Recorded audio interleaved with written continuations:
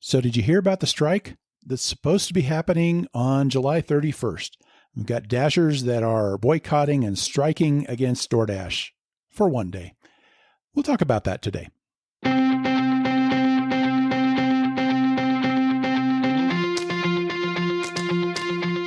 Welcome back, my friends. Welcome back, Courier Nation, to episode 2 of season 2 of the Deliver on Your Business podcast. This is where it is all about you being the boss. This is about helping everybody understand that, folks, you're not just some grunt. You're not just somebody who only does delivery. You are a business owner. If you are doing delivery work in the gig economy as an independent contractor for Grubhub, Doordash, Uber Eats, Instacart, Uber and Lyft even, which is not delivery, I know, but if you're doing any of this gig economy work, you're running a business. And this is all about helping you deliver on your business.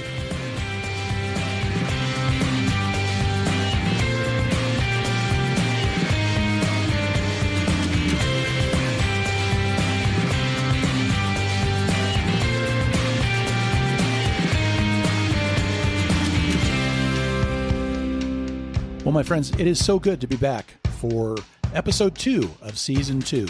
And before we get into it, we're going to do just a little bit of housekeeping here.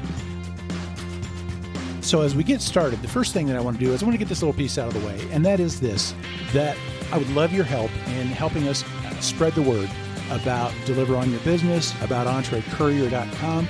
If you find this podcast, if you find my website, any of those things helpful at all, let people know. Spread the word.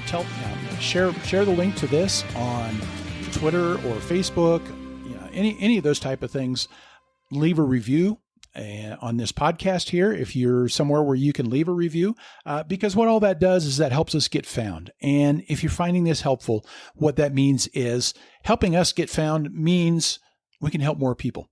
And so I would love it, and I would appreciate it if you can spread the word and let people know about this podcast, about EntreCourier, all of that. All right, my friends, just a heads up in that next week, there's not going to be an episode. I know. I took 6 months off, 6.5 months, almost 7 months off, and I'm already taking a week off here. What's up with that? So we're in the middle. I was actually kind of surprised I'm able to get in an episode this week. I was a little worried I wouldn't. My wife and I were getting our house ready to sell, and I am asking myself, what am I thinking here? My gosh, just getting the place ready to sell is, I think, more packing and more stuff to do than what the actual packing is going to be. But I've lived in this house for longer than I've lived anywhere for one, in any one place. So I'm not sure what I signed up for, but it's just got us busy enough. And next week is when it all goes on the market, and we're taking off out of town so that we're not in the way of the realtors and all that stuff. And so I'm just giving myself permission to take the week off. It's not really taking the week off because, my goodness, if you ever tried spray painting a patio ceiling with one of those cheap spray guns where you're holding up a half gallon of paint up over your head, it's not taking time off. That's for sure. Anyway, enough of that. So we will be off for a week. And then when you come back, we're going to be talking about PRO-ACT. At least that's the plan. And PRO-ACT is legislation that is, right now before the Senate, or they're trying to get it into the Senate, and it's probably not going to pass, but it's hard to say. And there's a few things about PRO-ACT that are all about classification and when a company can use independent contractors and how that all applies, especially to labor relations. And so we want to get into a little bit more about what PRO-ACT is, how can it affect us, and all of that stuff. So that's what's coming up next week. And when I started this second season here, and we decided, okay, we'll start with talking about Para because of what's going on with them, and then because the news about this driver or Doordash or Dasher strike on July 31st started percolating around that time, and then with PRO-ACT kind of coming up in the news, I thought, okay, that makes sense to talk about those. And I hadn't really thought about how connected all of those are. We had last week David Pickerel with Para on talking about their tip transparency, and about Doordash kind of taking that ability to know the whole payment amount away. And then this week we get into drivers going on strike, and I think some of the anger that leads to this strike for some people came out of this change. And with what DoorDash is doing with hidden tips, as well as the lower base pay. And then I hadn't really thought about it, that it's like, okay, it goes hand in hand with this thing about the PRO Act, because the PRO stands for protecting the right to organize. And so there's kind of a place where, it is a question whether or not, should you be organizing in the gig economy? Should you be organizing as independent contractors and things like that? And so at least as far as this strike here, that's what I want to dive into today. Now, one last thing, that last little piece of housekeeping, and that is I want to talk just real briefly about an affiliate partner of mine. A while back, I did an article where I just did a full analysis. I just looked at several mileage and expense tracking apps at once. And at the time, I'd hardly heard of this one app called Hurdler, and they actually came out on top. And here's the thing that I really, really need to stress, folks. As an independent contractor, you've got to be tracking, especially if you drive for your deliveries, things like that, you've got to be tracking your miles, my friends. You have to be tracking your miles and your expenses. Sometimes the expenses aren't nearly as much, but with 56 cents a mile for this year that you're able to write off for your expenses, that's huge. You've got to do it, because if you're not tracking those miles, you are throwing money away. You are going to pay more than you have to pay on tax day. So you've got to be tracking, okay? And now some people make the mistake. They say that, okay, hey, it doesn't matter if you itemize your deductions. They say, it doesn't matter if you track because I'm not going to itemize my deductions anyway. I don't have enough deductions to be able to take it. And it's like, no, it does matter, because you don't claim your business expenses in your itemized deductions. You claim them as part of listing your income and everything in a different part of your tax form. So the deal is that it doesn't matter whether you take the standard deduction or you itemize. None of that matters. What matters is that you need to claim your expenses, and you need to be tracking it and finding some method that works for you well. And I found that Hurdler is one great way to do that. Now, if you already have a good option, absolutely continue to run with it. Hurdler they've got a free plan, they've got a subscription plan. And because I'm talking about them, it makes sense. I make a commission if you get the subscription, the paid plan, off of my link. And that kind of thing supports keeping Entree Courier going. It pays the costs. It helps me keep this podcast going, all these different things like that. But the thing is, even though I can get a commission when you get the paid version, the free plan works great for a lot of people. It's just the free plan is very powerful in and of itself. It runs circles around other apps like Stride. I think it's better than some paid apps. I like it better than QuickBooks Self-Employed. And I'm talking about the free version. Now, here's the time that you might do the Premier, where you do the subscription. If you're the type of person that tends not to remember to track, that you forget to either write down your miles if you do it pen and paper, you forget to turn on the app, different things like that. That one thing about the paid tracking apps, and Hurdler is, I think, the best at that, is that it will track automatically. Once you start driving, it's tracking. And then, if you get done, it stops tracking. But what it does then is it lets you then go back and look at all your different trips. And then you can say, oh yeah, that one was for delivery. That one was for delivery. And what that does then is that makes sure that you're not losing out on miles. And therefore it makes sure that you're not paying more than you need to be paying in taxes. So if you're forgetful like I am, an automatic tracker like that will more than pay for itself in that situation. So I really encourage you to give them a look. You can go to entrecourier.com/HPRO or HPRO. And there you can choose between the free version or the subscription version. They've also got a pro version that includes your income tax filing. And they do a kind of a integration with TaxSlayer. And so check them out anyway. And if you already have something great, that's awesome. But if you're not tracking your miles, you got to do it. Hurdler's a great way to get going with that. So enough of that. Let's talk about this strike. Have you heard about the strike? Have you heard about Dashers deciding that they want to go on strike on July 31st? Now, a while back, I started seeing this post being shared on social media, and it was basically what they want to do is do a boycott or a strike on July 31st to get enough drivers to not deliver, to try and get DoorDash's attention, and they were making demands. Their demands are to raise the base pay is the main thing. I believe up to $5. That's not going to happen. But anyway, if it does happen, wonderful. And the other part is full transparency. Start showing the whole payout. Those are the two main things. And, the funny thing is, though, is they're demanding, but they're going to go back to work even if they don't get their demands because they're only doing it for one day. And so the question being, should you go on strike? Should you quit delivering on Saturday for this strike? Should you, even if you don't feel like striking, maybe sit out just to honor the strike, and not cross the line, whatever they want to call it? And here's my take in a nutshell, and it is not going to be a popular one with a certain group of people, but it's that I don't recommend going on strike. Even if you believe in organizing, I don't think this strike is the one to do, because ultimately what's happening is all you were doing is you're going to cost yourself. You're not going to be hurting DoorDash in one bit. So it's kind of a wasted strike, I think. Think about it this way. You've got Saturday is usually the busiest, if one of the busiest, if not the busiest days of the week. And then you've got the last day of the month when you get a lot of people that got paid.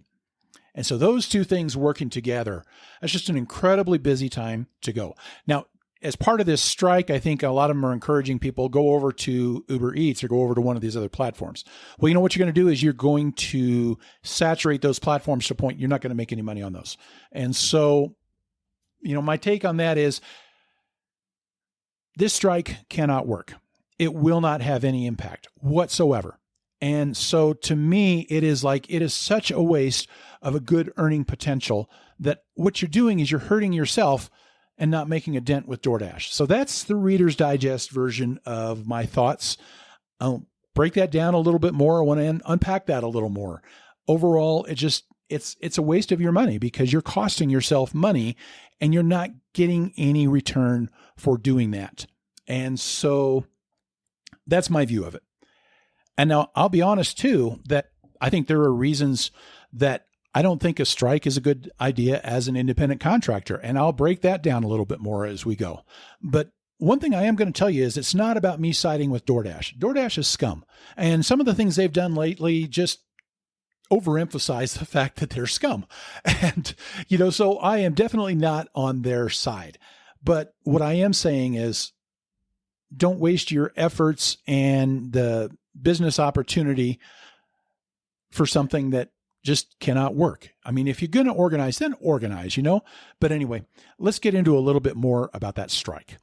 First question is, why are they striking? Ultimately, it's because DoorDash is scum. And there's not a nice way to put it. I mean, just the way that DoorDash does things and has done things, ultimately, I think it's been something that has been building. I think there's more and more frustration for DoorDash. Let's be honest. DoorDash just went through a dream scenario with the pandemic, with all of the increased delivery opportunities, all these different things. And they came out of this pandemic with customers, restaurants, and drivers hating them more than ever. And it's just kind of like, how is that sustainable? I'm starting to go down a rabbit hole. I won't go down that rabbit hole. But there are a couple of things lately that have really triggered a lot more anger. And two of them are a change in the pay and hiding the tips. So let's talk about those. Tip transparency is the first one. Hiding the tips. Now, if you've delivered much for DoorDash, you know that there's a lot of deliveries you don't know how much it's going to pay. What will happen is you might get an offer for $8 and it turns out it pays $15, or maybe it pays $8.25 or $25. You don't know. They're capping the amount that they're showing on the delivery offer. And usually it is, if the tip is $4 or $5, it's like that's all you're going to see of, that portion of it plus the base. And for the longest time, it seemed like the magic number was $8.50 or $8 or different things like that. And that's fluctuating all over the place right now. But it's just, you don't know the full amount that you're going to get. And that is frustrating a lot of Dashers. Last week, we had David Pickrell on. I mentioned that. And with Para. And like I said, how that kind of leads into this, in that Para was an app that was able to figure out, based on the information that DoorDash sends to your phone when they send you a delivery offer, that information included the final payout amount. And they were able to pull that out and then give you a notification. So if that was a $20 offer, but DoorDash is only offering you $8.50, Para could tell you this offer is actually going to pay $20. And they blew up. They got to almost 200,000 drivers right away. That's 200,000 subscribers. DoorDash has about 2 million Dashers right now, according to an interview that the guy did with the rideshare guy, that their president did with the rideshare guy. And he mentioned that right now they're at about 2 million drivers. So that's like 10% of Dashers were jumping on this. And considering the fact that there was a risk of deactivation, getting 10% of your drivers on an app like that, that this tip transparency thing is a big deal. Okay. But then, DoorDash figures out that this is happening and they decide to kind of change their algorithms so that that full pay information doesn't get sent out until after you've accepted the offer. And so now you don't have a way of knowing the full payout amount ahead of time. And that was a lot of what we talked about last week. And that's what David at Para talked about as a guest, was what was happening with that. But now all of a sudden, it's like DoorDash has doubled down on this fact that they're going to hide part of the tip. And they've kind of gone, I said it last week, I called it pot committed to that, And that has ticked off a lot of drivers. They were already pretty pissed off about the fact that DoorDash is doing this to begin with, but now it's just kind of like rubbing salt in the wound a little bit. So there's a lot of anger about that. So here's my take on the whole tip transparency thing. Ultimately, DoorDash has no obligation to show us anything. It's not required. It's not required in an independent contractor relationship. And I've heard some people say, yeah, but you don't ever see it in any other contractor relationship where people, take on a contract without knowing the pay. I get that point. But I think at the same time, it's kind of like, yeah, but in any other kind of thing, would you even get into that relationship to begin with then? I mean, if it's not acceptable in that relationship, why is it acceptable here? And if it's not acceptable in this relationship here, then why did you agree to do business with them? It's part of doing business that if you made the agreement to do business with this company on their terms, then you've agreed to it, even if you don't like the way they do things. And in the end, honestly, it's as much your fault for agreeing to that relationship if you didn't like the relationship in the first place. And so, I think the other thing about it is, I never, for the longest time, never knew what I was going to be paid on Uber Eats deliveries. And you never did know what you were going to get paid on Postmates deliveries. And honestly, I was able to do all right on Postmates. At the same time, I stopped doing deliveries on Uber Eats for the longest time, even though Uber Eats had by far the best base pay. There was a while that, the base pay from Uber Eats just ran circles around what anybody else was offering, but you didn't have the information you needed to know what you were doing. Now, for me with Uber Eats, it had more to do with not knowing where you were going. That was the non-starter for me. It was like, that was the deal breaker. I was not going to take a delivery if I didn't know where I was going, how long it was going to be. There was just no information on what you were getting into on any delivery, and it just wasn't worth it. So for me, it just didn't make sense to do business with Uber Eats as long as that was the model. And when they changed, when they started showing you a map, when they started showing you cross streets, and now showing you more information than even DoorDash, now I do a lot of Uber Eats and stuff. So it's kind of like these decisions that you make, but you can still make good money on DoorDash deliveries without knowing that stuff. Could you make more if you knew that? Possibly. But, to me, it's like, I don't see that DoorDash has an obligation to show us. And I don't see any place where it makes sense to try and force them to show us. But I also get the frustration. And ultimately, the frustration that I see on this hidden tip things, it has more to do with the sleaze behind why they do it. The reason that DoorDash hides the tip is basically it's a psychological manipulative type of thing. It is this whole thing that it's like, what they do is really, it is something that I think, gaming does, and sometimes gambling does, is what they do is they get you in and then they sucker you in with a little bit of success. So they get you signed in, you sign up on any kind of game, that you download or whatever. And right away you're getting all sorts of success. You're winning. And it's like, great. And then you get hooked in. And then even later on, if you're not winning, you're still playing because you were winning before. And that's kind of what this whole hidden tip thing is with DoorDash, really, is it is this, okay, we sent you an $8 offer and boom, you got $20. Nice surprise, right? That kind of keeps you hooked. And it kind of, I think it kind of ties into that. It encourages the gambler mentality out there. And then now you get this $2.50 offer and you're thinking, oh, you know what? Yeah, that sucks. That's not enough, but I might get more. And so that's what it's all about, is manipulating people into taking offers that they would not normally take. And to me, it's like if you got to manipulate people into doing things, it's sleazy. That's my take on it. So that's one of the big issues right now that is kind of leading to why people are pissed off at DoorDash. And the other one has to do with the base pay. And I mentioned, I just mentioned the example. Oh, now you got a $2.50 offer. It used to be $3. That was kind of what everybody got used to, was like the lowest you would ever see, at least on a single offer, was $3.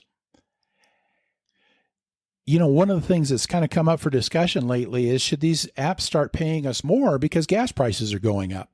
We're up, over $3.50, I think, on average around Denver right now. And it's been several years since it's been that high. And so there's kind of this, gas is going up. And so, it'd be nice if they kind of gave us a little bit more. And what does DoorDash do is they turn around and they say, oh, we're going to drop your base pay. And they say, you know what, now it used to be $3, but now it might be $2.50 or $2.25 on the shorter deliveries. Well, that's the way they put it, is on the shorter deliveries. So that's got a lot of people ticked off. Our costs are going up and they're going to cut our pay. And so, I think there's a lot of anger about that. But I think it's even more than just reducing the base pay, but it's how they're doing it. And this is the part that bothers me. I'm kind of like, okay, you're going to drop the base pay. That's fine. And it might be just more deliveries that I'm not going to take. Okay. But the part that kind of pisses me off is the spin that they put around it. See, now to me, the way that DoorDash goes about this, that kind of gets at me more than the reduction of the base pay. And it's this, the best way to say it is, I think, just a lack of respect. Okay. So now, to their credit, they did give a notification of sorts that, like, I've seen Uber Eats drop their base and they just dropped it, no warning, no nothing. It was just all of us, or not their base, but their minimum. I figured out that they're still paying the same, but different story, another rabbit hole. I don't want to go down that rabbit hole. But anyway, this notification pops up and it says, updates to how you earn. We believe every order should be worth your time, but up to this point, you were paid similarly for both long distance orders and shorter trips. To make these longer deliveries more worthwhile, we're making an adjustment so you get paid more for longer trips. What's changing? When you start dashing today, you may now earn 10 to 30% more in base pay on long distance deliveries. For shorter distance dashes that are quicker to complete, you may now see a DoorDash base pay offer of $2.50 for single order trips. This amount is always separate from any customer tips, which will remain 100% yours. You can also earn more with challenges and other incentives, which are here to stay. Now, how will this affect my earnings? On average, dashers in your region will make the same earnings per hour on delivery as before. Your individual earnings may change based on how many long and short distance orders you complete. Below as an example, delivery 1, longer delivery, 7 miles, 24 minutes, $4.75, previously $3.50. So I made the point that, this was sent by a notification, and it's like, it wasn't sent in an email. And I don't know, maybe this is a small thing, but the point that it was sent as a notification in the app, I can pull up all my old notifications, right? That notification has gone away. So it's just kind of like, okay, we put that out there and it was like enough to at least tell people that it was out there, but we'll take that notification away because we don't want people holding us to that promise of the longer deliveries. If I didn't have that screenshot from when it happened, But here's the thing about that they gave the example of 7-mile delivery for $4.75. I've been tracking all of this stuff, on delivery offers and deliveries coming in and all that stuff. I've got 10 different deliveries since this change that were between 7 and 7.9 miles since this change. You know what the highest amount was? $3.50, which is exactly what DoorDash said the old amount was. I have not seen any 7-mile deliveries that were up over $4, not to mention $4.75. So, and this is the point that I'm getting at. They're lying. Okay. And in fact, this part that they said, let me go back to the beginning of this where it said that, but up to this point, you were paid similarly for both long distance orders and shorter trips. You know what that is? Is that is essentially saying that they lied in the original pay model. In fact, the pay model is the same. Nothing has changed on their pay model page. And what they're doing now still fits within it. It's more like the only thing that's really changed is not the pay model, but how they are implementing the pay model. And so, but the thing is the pay model has always said that your base pay is from $2 to $10. That means they can still go down to $2 actually, but it's from $2 to $10 and it ranges based on distance, duration, and desirability. So how far you drive, how long it takes, and how much people want that delivery. Okay.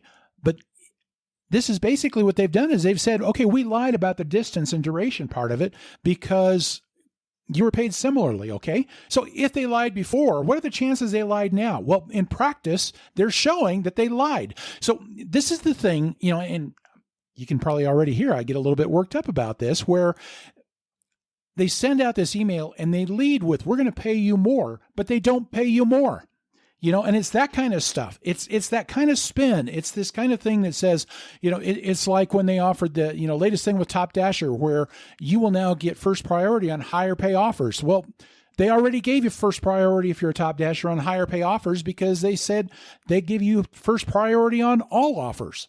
So it's like, they do all this stuff to spin to say, hey, we're giving you something when they don't give you anything. But when they say they're going to take away, they absolutely take away. And that's the kind of thing. That's the kind of thing that I think is really pissing drivers off, probably more than just the hidden tips and more than the lower base pay. It's the lack of respect for drivers. And so there's just a lot of anger building up. And now we got drivers saying, hey, it's time for us to go on strike. I get that. The question is, will it work? And I don't believe it will. And this is why. There are two reasons really why. One, it's poorly done. And two, we're not employees. Let's talk about how it's poorly done. Here's the thing. This thing is not, it's really not organized at all. It is, here's the problem. Somebody throws up a post up on a Facebook group and it's a poorly worded post. It's incoherent. It misspellings all over the place. And it's like, this is not the thing you want to lead with. It's kind of like I read, just a few words into it. It's like, yeah, I can't take this thing seriously, but it gets shared and enough people say, oh, we should do this. We should do this. But it's just like, okay, let's just get enough people to share it on social media and we'll go on strike for a day. And that's about it. That's never going to work. Okay. It doesn't work. And you're not going to get enough dashers to make a difference with it, but there's no organization behind it. You will be talking about the PRO Act, and PRO Act stands for, the PRO is protecting the right to organize. And that's the thing about doing a strike. One of the big things and the thing that makes it work is you organize it. This is not organized. This is not anything. It's poorly done. It's poorly thought out. It's not, they did not put serious effort into building it up. I'm not sure that you can really organize it well because it is with independent contractors and you've got certain amount of people that are on social media, but a huge percentage that are not. So how do you ever get everybody organized to begin with? But the thing is they're just not getting enough people on there. And then the other problem is it's one day. I'm sorry, but a one-day boycott is not going to do anything. My My daughter was just finishing up her degree as a, as far as for a teacher when they had the strike here in Denver, the teacher strike. And my stepdaughter is a teacher at the time. And I can tell you that thing was organized. They were talking to people leading up to it. There was all sorts of planning. There was all sorts of work behind the scenes before the strike happened. And the other thing I can tell you is it wasn't like, oh, we're going to take a day off and then that's going to make a difference. They were committed and they were going to see it through. And I know from talking to different people around town that were teachers at the time, they were going to see this thing through. And so the thing is if you go out and say, oh, I don't like this, and you go out and you sit out for a day, but then you come back to the thing that you don't like, nothing's changed and you're still going to come back, you're saying that it doesn't really make a difference.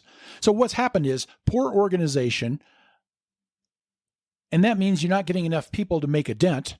And then on top of it, you're doing it in such a way that you're not really going to be taken seriously because you're going back to dashing right after that. And it's telling Doordash that, oh yeah, you say you don't like it, but you're still coming back. So those kind of things, it's not going to work that way. And that's why I'm even at a point where I couldn't even say, yeah, sit this one out just out of respect for the people that are doing this strike. Because let me put it this way. I am not going to sit out because somebody did a piss poor job of organizing their strike. Okay. I am not going to pass up on a good earning opportunity when you've done such a terrible job of organizing your strike that there's not a chance in hell that it has of making any kind of a dent or any kind of a difference. I am not going to hurt myself because you did a crappy job putting your strike together. So that's part of it. The other issue is you're not an employee. The bottom line is striking is something that you do as an employee. And there's a few things that are related, that are involved in this idea that you're not an employee. First of all, the whole thing about unions and how things work with that, it works within an employee context. But you're not employees. You're independent contractors, which means that you are business owners. And in fact, the fact that you're a business owner kind of puts you at risk on something on the other side of it. Now, I don't think anybody's ever going to take it to this point, but whenever business owners get together to try and influence the pricing of their customers, it's called price fixing. It's illegal. It's banned under antitrust laws, things like that. So you can't do that as a business owner. And I know that independent contractors for gig economy are kind of, the reality is it's kind of a somewhere in between type of thing. I get that. And I know that organizers of ProAct, they make a point that part of what they're trying to do is allow organization within the independent contractor thing. But it's just that the nature of being an independent contractor, it just doesn't work together well. But here's the other thing is that when you're an independent contractor, when you signed the agreement or when you agreed to the terms of service, it said very clearly, I agree that I am an independent contractor, that I'm entering into a business to business relationship. And so here's the thing is when you're operating as a business, that means you got to have a customer. Well, who's paying you? It's Doordash is the one paying you. They are the one coordinating the pay for you. Doordash is your customer. Where have you ever seen a strike where it's the businesses going on strike against the customers? You see? But I think here's the other thing I think that just stands out to me when you think about this, especially when you think in terms of Doordash being your customer. Here's the nature of the beast when you run a business. Your customer is going to try and screw you. It's just that's just part of being in business. Somehow the customers are going to try and screw you. They're going to try and talk you down. They're going to try and cheat you if they can. They're going to shoplift if you run a store. Doordash is the shoplifter of the gig economy. Let's be honest. I mean, they're the ones that are going to try and screw you worse than anybody. But that's just the reality. So in the end, it's just that I don't think it can work because one, it's not the same kind of situation as an employee situation. And two, it's just so poorly done that it doesn't have a chance to work. And so that's why I'm like, don't waste your time on the strike. Okay. And don't waste your earnings by sitting out on this strike. Don't reward a poorly done strike. Just anyway, I've said all that already. So what's the best thing to do then? What's the best way to handle this situation? If this strike can't work, is there a way to make a change? I've already ranted about the sleaziness of Doordash, but again, I think that's the thing that goes back to this customer. It's like customers will be sleazy. You got to make a decision. Are you going to run business? Are you going to run your business in spite of the fact that your customers can be scum? Now, I know that if you're running a restaurant, you don't just openly put it out there that, hey, all my customers are scum, or not all customers. Maybe in our case, in the gig economy, maybe they all are. I don't know. But the best way to affect change is to take seriously the fact that being an independent contractor means running a business. Take that to heart. Understand, live with that. Realize that you agreed to contract with them as a business. But beyond that, man, take advantage of the fact that you're running a business and run it like a business. Treat this thing like you really are running a business. And this is going to lead to, I think, a couple of ramifications here, a couple of different things that come to mind with that.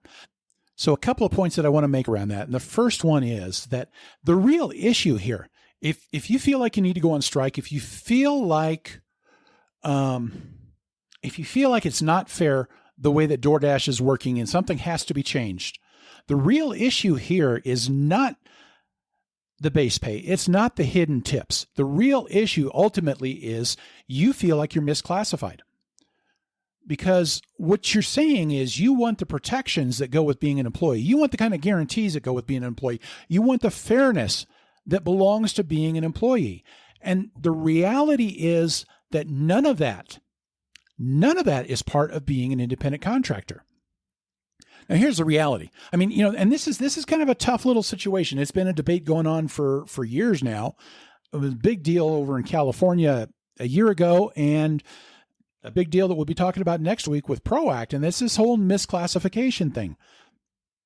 But ultimately, I think that is the issue. And it is, if you feel like you want those protections and those guarantees, if you want that fairness, all of those things, the type of relationship where you can force them to be doing things, that's an employee relationship. That is something where you're giving power away, though, in return for that. But it really is something that goes with an employee relationship. If you're a business owner, you're in a relationship of equals, and you can't be forcing that kind of stuff out of your customer, and so, that's the thing. And it, like I said, it is kind of an issue, though, that is kind of hard to flush out, because here's the reality.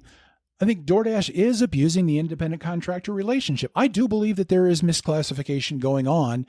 Not that being an independent contractor is by nature misclassification, but the way that Doordash does it, and I'll throw in Grubhub and Uber Eats and Instacart, because ultimately what they're trying to do is they're trying to get employees while paying for independent contractors. They're trying to dodge the responsibilities that go with employees. They're trying to dodge workers' comp and paying for your Social Security or half of your Social Security and for insurance and all those different things that go with having an employee. They want to get out of that, but they still want to have you as an employee. They still want to have you think as an employee.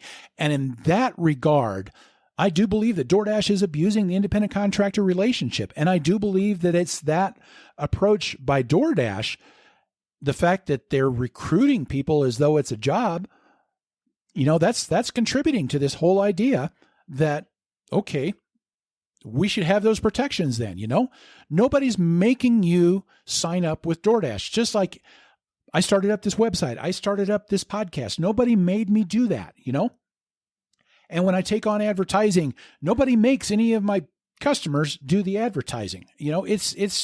It's a very different thing when it's a business relationship. But because the way that Doordash and all these other companies approach it, I think it does kind of fuzzy up the lines, and it creates some confusion, and it creates an employee mindset out there. But here's the thing. That employee mindset is what is enabling misclassification.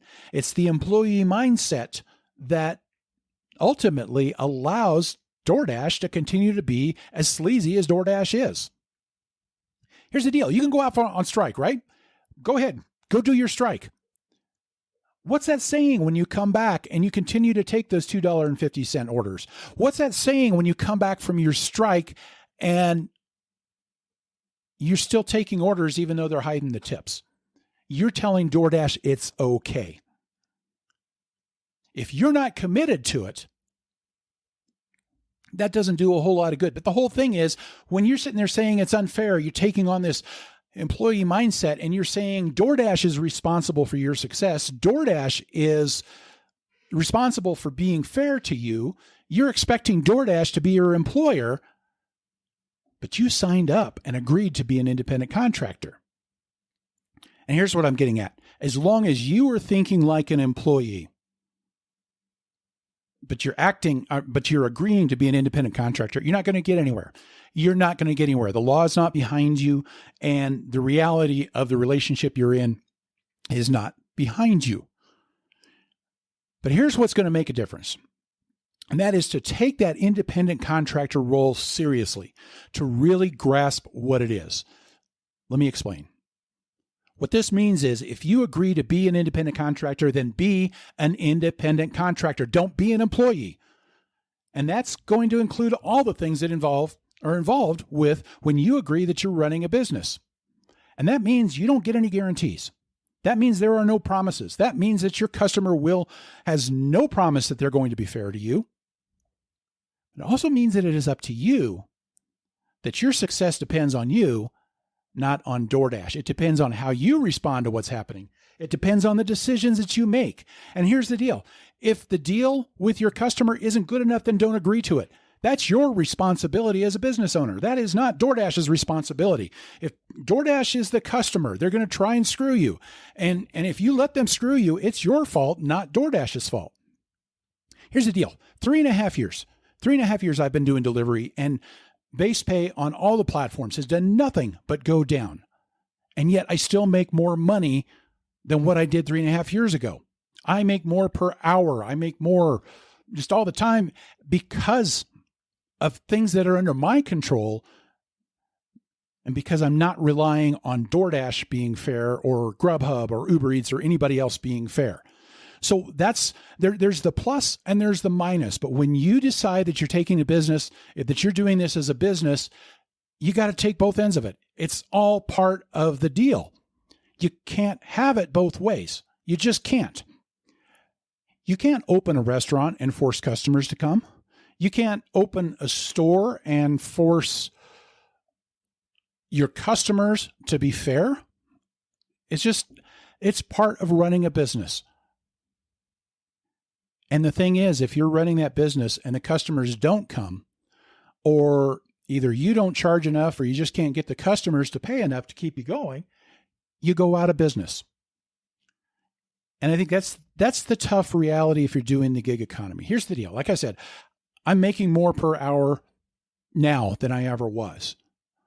But there's a possibility that could end. If things just get to a point where there's just not enough business, there's longer waits, that the customers quit tipping, or, everybody continues this race to zero, so there's no base pay or anything on top of that. At some point, it could get to the point where it doesn't make sense anymore. I'm not making enough money to make it worth doing. And guess what? Nobody says that I have to be. That's part of running a business. And if at some point the market doesn't support your business model, it's time to move on. You've got to be willing to walk away if it's not enough. And that is part of running a business. But here's the thing is, if DoorDash is misclassifying, they get away with it for one reason, and that's because people are agreeing to it. And if you are wanting to go on strike, ultimately you're still thinking that you should be having the protections that go with being an employee. And ultimately what you're doing is you're still giving the power to DoorDash, because you're relying on them for your success. If you're agreeing to be an independent contractor, you agree to be a business owner, but you expect employee treatment and employee protections. It's just never going to work. Here's the deal. If you're running a business and you feel like the deal isn't fair, you'll walk away. Or if you feel like you can work around the customer being scum, you'll walk around the way the customers are being scum and you still make your profit. Now, I see a lot of times that, DoorDash and Grubhub and Uber Eats are all kind of scuzzy because of the way that they want to have it both ways, that they want to have you act like an employee, but they only want to pay for an independent contractor. Well, guess what? Independent contractors are not any better. A lot of independent contractors are where they want the freedom of being an independent contractor. They want the freedom of running their own business, setting their own hours, going whenever they want, being able to work multiple apps, all of those things. And yet we still want to be treated like an employee when it comes to forcing the company to be fair. DoorDash cannot have it both ways. And that's why I think you can thrive as an independent contractor. See, DoorDash can choose not to pay you as an employee. They can choose to bring you on as an independent contractor, but you can embrace that role as an independent contractor, take control, make your own decisions, and control your own destiny. So it's like you get the opportunity with that. Well, the same thing is true that you cannot have it both ways either. If you want the protections, if you want them to be forced to be fair, the only way to do that is to put them in a position where they're your employer. If you want the freedom, if you want all the perks of being an independent contractor, then be the independent contractor. You can't have it both ways. You got to make up your mind. If you choose to be an independent contractor, then treat this like a business and quit expecting DoorDash to be your employer instead of your customer. And I know you're probably asking, okay, yeah, but how is that going to make DoorDash change? Because I said, embracing your role as a business owner is the one thing that can make a change. I'm a little scared of where this is going because of the fact that I prefer to be an independent contractor. But here's the deal.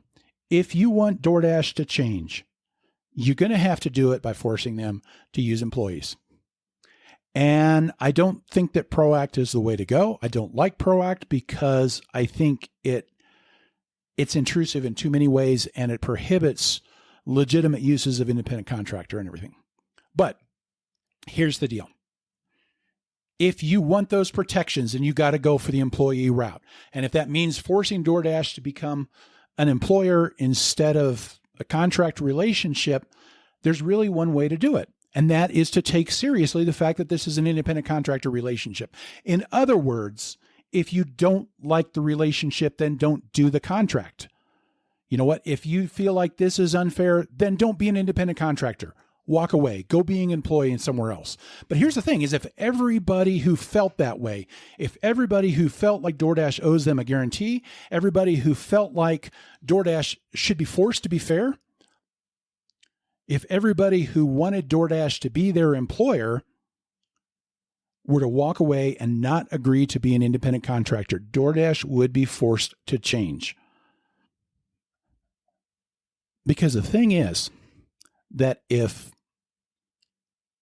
everybody who is an independent contractor really took seriously that they were an independent contractor, and if nobody signed on as an independent contractor who wasn't all in on being an independent contractor, DoorDash would be forced to change. DoorDash would probably be forced into an employee model because the reality is that if everybody understood exactly what it meant to be an independent contractor, and if nobody were to sign up as an independent contractor who expected to be treated like an employee, DoorDash would not have enough people to complete their deliveries. And that's what DoorDash relies on. They've got to be able to complete those deliveries or else they won't be in business. So in the end, it all comes down to what is it that you want? What do you want to be? Do you want to be an independent contractor running your own business, responsible for yourself? Or do you want to be an employee with the protections and the guarantees that go with being an employee? You have to choose. You can't have both. And here's the thing. If you want to be an employee, don't agree to be an independent contractor. Because as soon as you agree to be an independent contractor, you give away all your rights to do any kind of organization. And, oh, by the way, you just gave up all the guarantees that go with being an employee. So why would you put yourself into a position that you don't agree with. I think I've already said this before. I'm a little nervous about saying all of this because the bottom line is I would never be an employee of DoorDash or Grubhub or Uber Eats. All of these companies are scum as far as the way they treat their drivers. Well, I'm sure as hell not going to put them in a position of power over me as an employer. I can deal with the crap when they're my customer because that's just part of the nature of doing business. It's part of the nature of having customers is you're going to have customers that are just going to be that way. But I sure don't want to be their employee, So I'm not encouraging people to go out and try and force it. But the deal is, if you want that employee protection, if you want those employee rights, then be an employee. Go be an employee somewhere else, or quit being an independent contractor and quit enabling DoorDash to misclassify you if you feel like you're misclassified. But you've got to make up your mind. I don't know. In some ways, I'm telling you to leave, even though I'm telling you not to go on strike. And maybe in some ways, what I'm telling you isn't all that far different than a strike, except for it's not organized. It's just that if everybody took to heart what it meant to be an independent contractor and either embrace the role of independent contractor or decided not to be an independent contractor if they didn't agree with what being an independent contractor was, that's the thing that would change DoorDash. Ultimately, it's kind of the same thing as a strike in that you don't have enough people out there for DoorDash to do what they want to do. But that's the only thing that's going to really force them to change. So be real. Do you want to be an employee? Then quit being an independent contractor. If you don't want to be an employee, then don't rely on a strike or forcing DoorDash to change to improve your life, because you know what? It won't. It won't change anything because you still gave them the power. That's where I am on the strike idea. And so if you haven't hung up on me and shut this off because of where I'm at, thank you. Thank you for sticking through this. And here's the thing. In the end, I don't believe you need a strike to succeed. I think you can make it and do very well as an independent contractor. You don't even need DoorDash to be fair or anybody else. What you need is to take the responsibility and the success onto your own shoulders. And that's the whole gist of this podcast, is just to encourage you to think like a business owner. Take control like a business owner. Be responsible for your success without relying on the whims of DoorDash, Uber, Grubhub, Instacart, anybody else. Instead, you be the one to take control and be the boss.